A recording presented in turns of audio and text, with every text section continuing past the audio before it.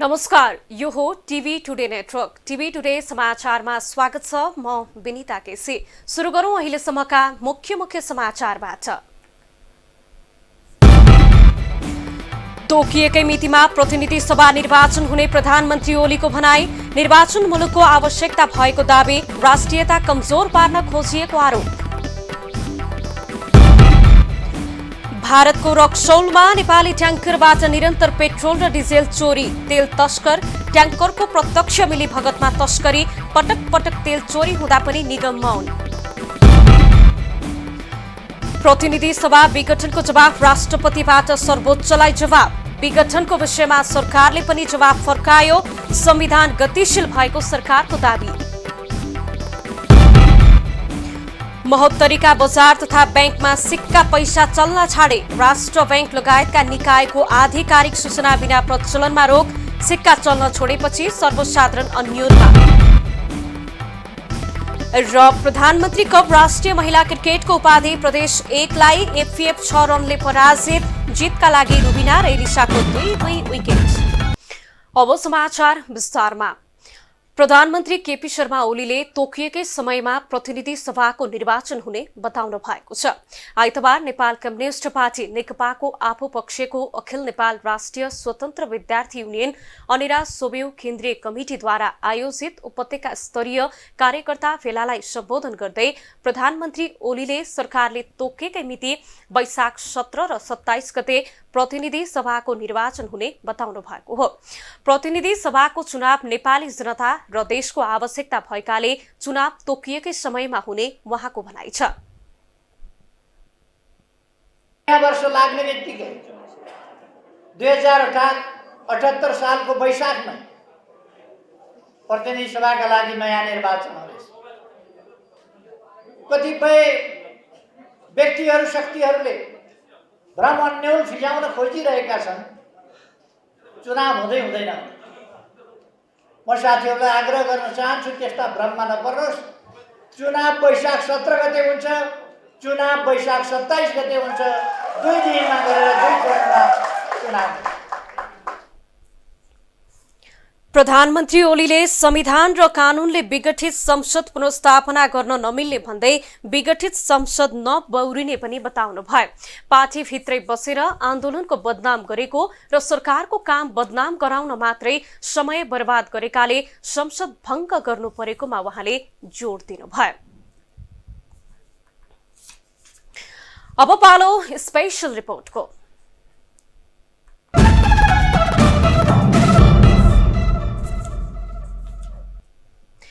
Petroleum पदार्थ बिक्री तथा खरिद गर्ने निकाय नेपाल आयल निगम मात्र हो। सरकारको पूर्ण स्वामित्वमा रहेको निगमले भारतबाट पेट्रोलियम पदार्थ आयात गरी नेपालमा बिक्री वितरण गर्दै आएको छ। पूर्ण सरकारी संस्थान भए पनि निगममा तेल चोरीका घटना पटक पटक दोहोरिँदै आएका छन्। पटक पटक यस्ता चोरीका धन्दा भए पनि निगम आफैले नियन्त्रण गर्न भने सकिरहेको छैन। पछिल्लो समय भारतबाट तेल बोकेर नेपाल फर्कँदै गरेका ट्याङ्करबाट तेल चोरी भइरहेको छ। उपभोक्ताको लागि अनिवार्य जस्तै भएको पेट्रोलियम पदार्थमा भएका चोरीमाथि निगमले नियन्त्रण गर्न नसक्दा बीच बाटोमै चोरी भइरहेको हो। चोरी रोक्न निगमले लकरको व्यवस्था नगरेको पनि होइन, तर भारतको रक्सौलमा निर्बाध रूपमा तेल चोरी भइरहेको छ।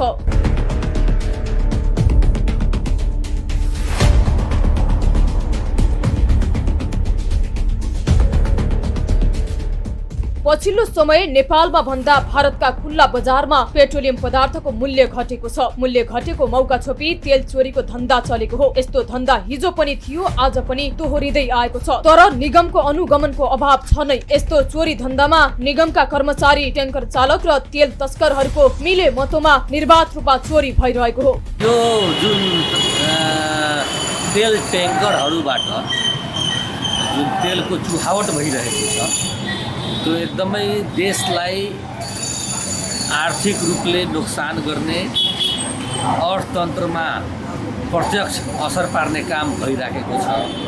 हुन त हाम्रो देश नै पुरै लुटतन्त्र मचिएको छ। हरेक क्षेत्रमा अनियमितता, भ्रष्टाचार, घुसखोरी, चोरी, चुहावट लगायतका नकारात्मक गतिविधिहरू बढ्दो क्रममा छ। यसमा निश्चित रूपमा चाहिँ सरकारवालाहरूले चाहिँ ठोस कदम चाल्नुपर्ने हुन्छ। नेपाल आयल निगमका ट्याङ्कर भारतीय आयल निगममा तेल बोकेर निस्किने बित्तिकै तेल निकालिँदै आएको छ। भारतको रक्सौल डाला नजिकमा तेल बेच्ने गरेको भेटिएको छ। एउटा ट्याङ्करबाट अनुमानित दैनिक रूपमा 40 देखि 50 लिटरसम्म तेल चोरी भइरहेको छ। यसरी निर्वाध रूपमा तेल चोरी भइरहँदा पनि निगम सम्बद्ध निकायहरू मौन छन्। अमलेखगञ्ज स्थित निगमका जिम्मेवारहरूले यसरी भइरहेको तेल चोरीको कडा अनुगमन गर्नुपर्ने हो। तर निगमका कर्मचारी, तेल तस्कर र ट्याङ्कर चालक बीचको मिलेमतो भएको आशंका गरिएको छ। तेल चोरीमा निगमकै जिम्मेवारहरू संलग्न भएपछि चोरी निर्वाध रूपमा भएको हो भन्न कठिन छैन। स्थानीयका अनुसार निगमका कर्मचारी र तेल तस्कर बीचको मिलेमतोमा तेल चोरी भइरहेको छ। भारतमा यति बेला 110 र 130 रुपियाँ लिटर पेट्रोल र डिजेलको भाउ छ। भाउ नेपाली बजार भन्दा धेरै महँगो भएकाले तेल तस्कर र ट्याङ्कर चालकले चोरी धन्दा चलाएका हुन्। यसरी नेपाली ट्याङ्करबाट दिन दहादै चोरी भएकाले तेल खरिदहरूको लामै लर्को भारतीय बजारमा देखिन्छ। चोरी गरिएको तेल किन्दा सस्तो पर्ने भएकाले तेल खरिद गर्नेहरूको भिड लागेको हो। यसले चाहिँ एउटा नराम्रो मेसेज हान्नु हो। चोरी पठारीलाई सरकारले गम्भीर ढङ्गले लिनुपर्ने हुन्छ। यसलाई चाँडोमा चाँडो चोरी पठारी गर्ने व्यक्तिहरूलाई चाहिँ कारवाही गर्नुपर्छ जस्तो मलाई लाग्छ। लकरले प्रभावित देखिएको थियो, तर त्यसलाई अझै जुन गर्नुपर्ने त्यो कमी जस्तो मलाई लाग्छ। नेपाल आयल निगमका ट्याङ्कर चालकले प्रति लिटर नेपाली रुपैयाँ लिटर 80 मा बिक्री गर्दै आएका छन्। 20 बाटोमै चोरी नहोस् भन्नका लागि निगमले नेपाल आयल निगमका ट्याङ्करमा लकर लगाएको पनि छ। तर तेल चोरीमा 20 बाट 19 हुन सकेको छैन। यसरी ट्याङ्कर चालक र तेल तस्करले 20 बाटोमै तेल चोरी हुँदा निगमलाई करोडौं घाटा भएको छ। नेपाली उपभोक्ताले तेल महँगोमा खरिद मात्रै होइन, खोजेको नपाउने समस्या अझै छ। तर निगमको चरम लापरवाहीले 20 बाटोमै ट्याङ्करको तेल निर्वाध रूपले चोरी भइरहेको छ। लकर लगाउँदा पनि तेल यसरी चोरी हुनुले निगम, ट्याङ्कर चालक र तेल तस्करी बीच कतै न कतै सेटिङमा यस्तो धन्दा भइरहेको प्रश्न हुन्छ। टिभी टुडे एचडी टेलिभिजन विशेष ब्युरोको लागि पर्सा सहकर्मी नितेश कर्णको सहयोगमा क्यामेरा पर्सन राजेन्द्र पन्तको साथमा संगीता थापा, काठमाडौँ।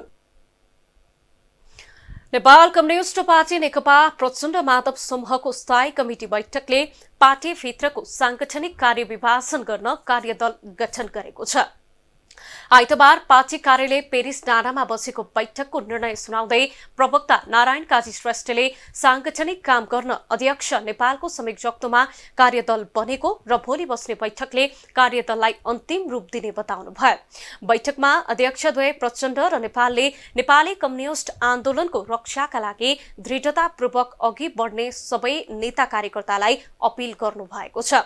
बैठकले प्रतिनिधि सभा विघटनको असंवैधानिक र अलोकतान्त्रिक कदमको विरुद्धमा भएका सबै पार्टीहरूसँग संयुक्त कार्यक्रम गर्न समन्वय गर्ने निर्णय समेत गरेको छ।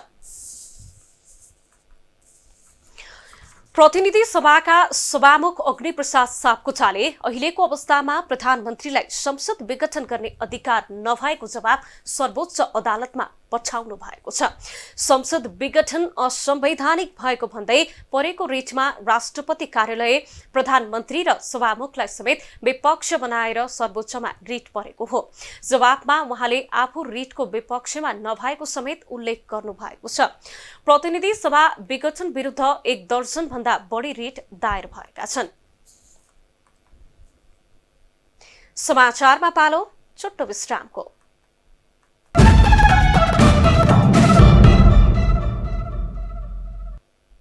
अब बाँकी समाचार। विराटनगर स्थित विराट मेडिकल अस्पतालमा भर्ना गरिएकी सुत्केरीको मृत्यु भएको छ। इच्चरे 2 की 32 वर्षीय सुत्केरी गंगा दाहालको अस्पतालमै मृत्यु भएको हो।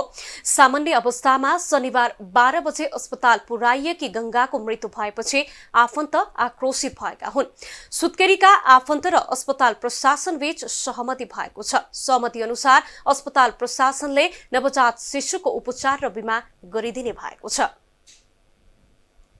विराटनगर स्थित विराट मेडिकल अस्पतालमा चिकित्सकको चरम लापरवाहीले सुत्केरीको मृत्यु भएको छ। सुत्केरीको उपचारमा खटिएका चिकित्सकले गम्भीर लापरवाही गर्दा सुत्केरीको मृत्यु भएको आफन्तको भनाइ छ। शनिबार राति 11 बजे अघि नै सुत्केरीको मृत्यु भए पनि त्यसपछि भने चिकित्सकहरूले रातको 11 बजे 10 पाउन्ड रगत मागेका थिए। म्याद सकिएको औषधिसँगै मृत्युपछि रगत माग्नुले चिकित्सकको चरम लापरवाही भएको आफन्तको आरोप छ।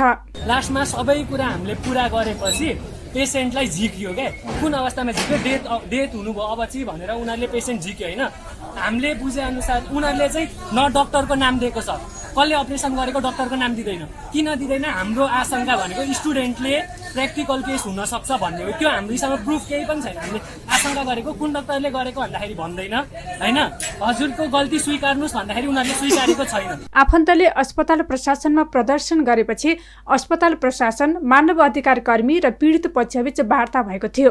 वार्तामा मृत्यु भएकी सुत्केरीको नवजात शिशु र 3 वर्षकी छोरीलाई जीवनभर निशुल्क स्वास्थ्य सेवा अस्पतालले वहन गर्ने सहमति भएको छ। साथै प्रत्येक वर्ष 12,000 का दरले 20 वर्षसम्म स्वास्थ्य बिमा गरिदिने, सुत्केरीको उपचारमा लागेको सम्पूर्ण खर्च अस्पतालले बेहोर्ने भएको छ। यो बच्चाको र उहाँको दिदी दुईजनाको जीवनभरि अस्पतालले स्वास्थ्य उपचार गर्ने अनि त्यो बच्चाको उहाँको लायन्स क्लब रहेछ यो अस्पतालसँग रिलेटेड। लायन्सले वर्षको 12,000 तिर्ने गरी 20 वर्षसम्मको इन्सुरेन्स, सेभ इन्सुरेन्स थियो।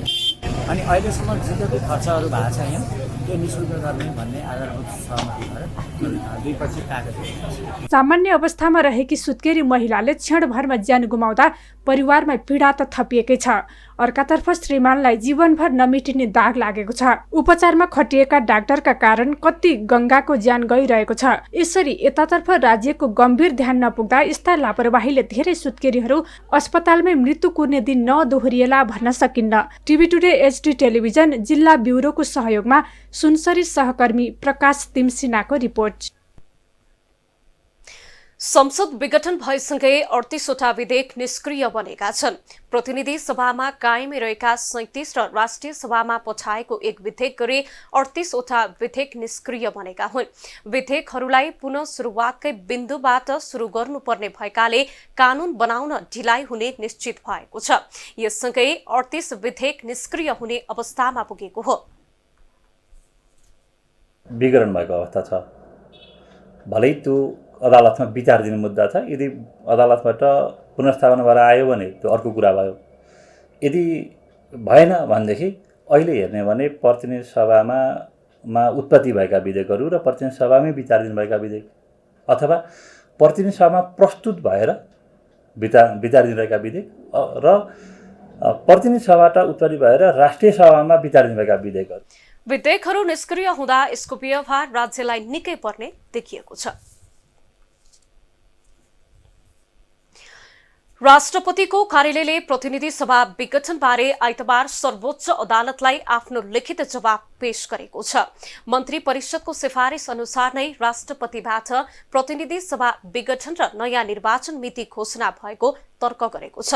नेपालको संविधानको धारा 76 को उपधारा 1 र 7 तथा धारा 85 को एवं संसदीय प्रणालीको आधारभूत मर्म एवं मूल मान्यता तथा संसदीय प्रणाली भएका विभिन्न मुलुकहरूको अभ्यास बमोजिम राष्ट्रपतिबाट प्रतिनिधि सभा विघटन र नयाँ निर्वाचनको मिति घोषणा गरिएको उल्लेख गरिएको छ। यता प्रधानमन्त्री केपी शर्मा ओलीले पनि प्रतिनिधि सभा विघटन गर्नको कारण सहित सर्वोच्च अदालतमा लिखित जवाब पेश गर्नु भएको छ। प्रधानमन्त्री ओलीले पठाएको 15 बुँदे लिखित जवाबमा संविधान गतिशील दस्तावेज भएको जनाइएको छ। आज देशभरिको मौसम बदली भएको छ। मौसम बदली भई देशभर चिसो बढेको छ। हुम्लामा हिमपात भइरहेको छ। शनिबार बिहानबाट जिल्लाको मौसममा फेरबदल आएसँगै सदरमुकाम सिमकोट सहित उत्तरी क्षेत्रमा हिमपात हुँदा चिसो अत्याधिक बढेको छ। जिल्लामा हिमपात हुँदा जनजीवन कष्टकर बनेको छ भने तापक्रम माइनसमा झरेको छ। चिसो अत्याधिक बढेर स्थानीयलाई घर बाहिर निस्कन समेत समस्या भएको छ। नेपाली कांग्रेसले प्रतिनिधि सभा विघटनको विरोधमा आन्दोलनको थप कार्यक्रम घोषणा गरेको छ। नेपाली कांग्रेसको आइतबार बसेको केन्द्रीय समिति बैठकले प्रधानमन्त्री केपी शर्मा ओलीको सिफारिसमा राष्ट्रपति विद्यादेवी भण्डारीले पुस 5 गते गरेको प्रतिनिधि सभा विघटनको विरोधमा आन्दोलनको थप कार्यक्रम घोषणा गरेको हो। त्यसैले यो प्रकारको अस्पष्टता नरहिदियोस् भनेर आजको बैठकले निर्णय गर्दैखेरि नै उल्लेख गरेको छ। पुस 5 गते धारणा निर्माण भएको, पुस 6 गते सर्वदलीय बैठक कांग्रेसकै अगुवाईमा भएको, पुसको 7 गतेदेखि केन्द्रीय कार्य समितिको बैठक भएको, पुसको 9 गते 165 निर्वाचन क्षेत्रमा पुस 13मा प्रदर्शन गर्ने भनेर निर्णय भएको र त्यो प्रदर्शन सकिसके पछाडि आज थप कार्यक्रम पनि घोषित भएको। यो अवस्थामा नेपाली कांग्रेस पार्टीभित्र दुईटा खाले धारणा छ भन्ने खालको कुनै पनि केन्द्रीय समिति बैठकले पुस 25 गते 330 प्रदेशसभा निर्वाचन क्षेत्रमा विरोध प्रदर्शन गर्ने माघ 8 गते स्थानीय तहको 6743 वटै वडामा विरोध प्रदर्शन गर्ने निर्णय गरेको छ। बैठकले क्रियाशील सदस्यता वितरण 2077 माघ मसान्तसम्म गरिसक्ने मिति पनि तय गरेको छ। समाचारमा फेरि छोटो विश्राम।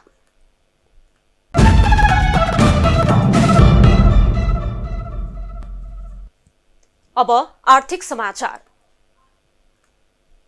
आर्थिक समाचारको साथमा सुरक्षित निर्माणको लागि हाम्रो विश्वास राइनो डक्टिलिटी।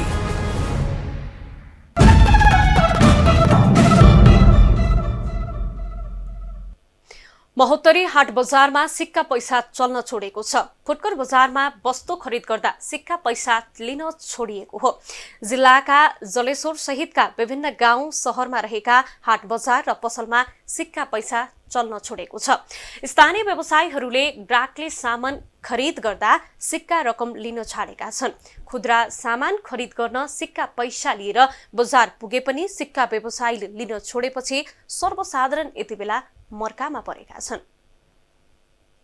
महोत्तरी जिल्लाका हाट बजारमा सिक्का पैसा चल्न छोडेको छ।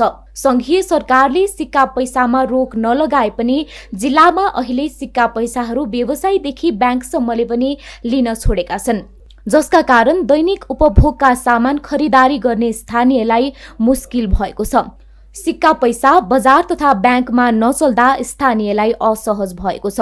सर सिक्का तो सिक्का 1 रुपया 2 रुपया के सिक्का चल अपना बंद भगल बैंक लेना छोड़ दिल के तो बाजार में बंदे भगल बंद किए थे कि बहुत घर में सिक्का छे बहुत कहीं फेंक दिए थे 10 5 20 के नोटो कागज वाला नोटो दिसन नहीं लेवा चाहते रहे एते तक की फाटल नोट।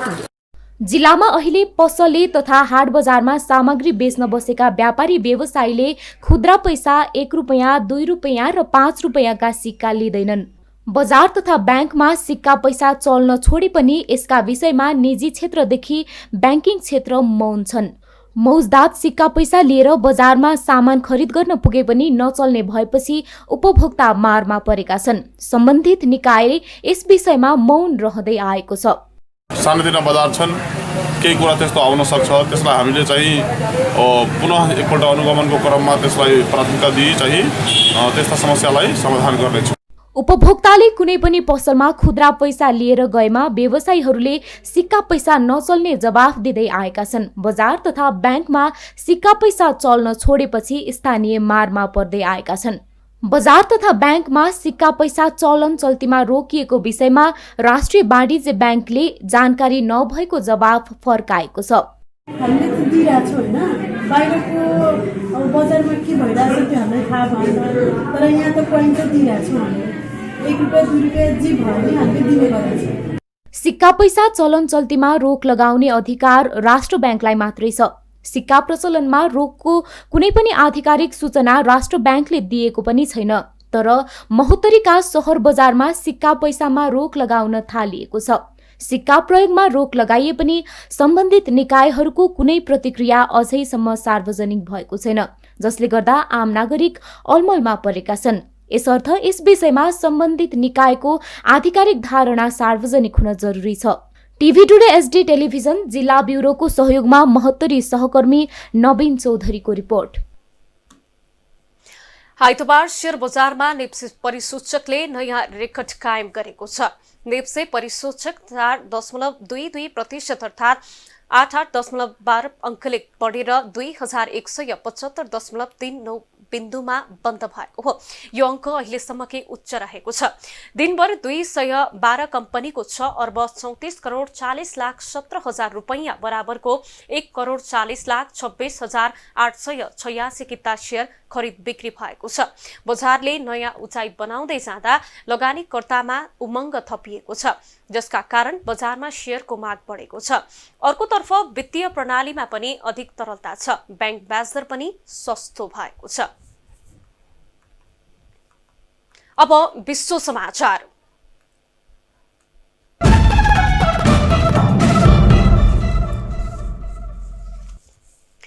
भारत सरकारले आइतबार एकसाथ कोरोना विरुद्धका 2 खोपलाई आपतकालीन प्रयोगको अनुमति दिएको छ। स्वदेशी औषधि उत्पादक कम्पनी भारत बायोटेकको भ्याक्सिन र अक्सफोर्ड युनिभर्सिटीको उत्पादन अस्ट्राजेनेका खोपलाई भारतको ड्रग रेगुलारिटी अथोरिटीले प्रयोगको अनुमति दिएको हो। डीसीजीआईको भिसिल्ड खोप 70.42% प्रभावकारी रहेको जनाएको भारतीय सञ्चार माध्यमलाई उद्धृत गर्दै बीबीसीले जनाएको छ। भारतले यही वर्षभित्र 30 करोड जनतालाई कोरोना विरुद्धको खोप दिने योजना बनाएको छ। अब खेल समाचार।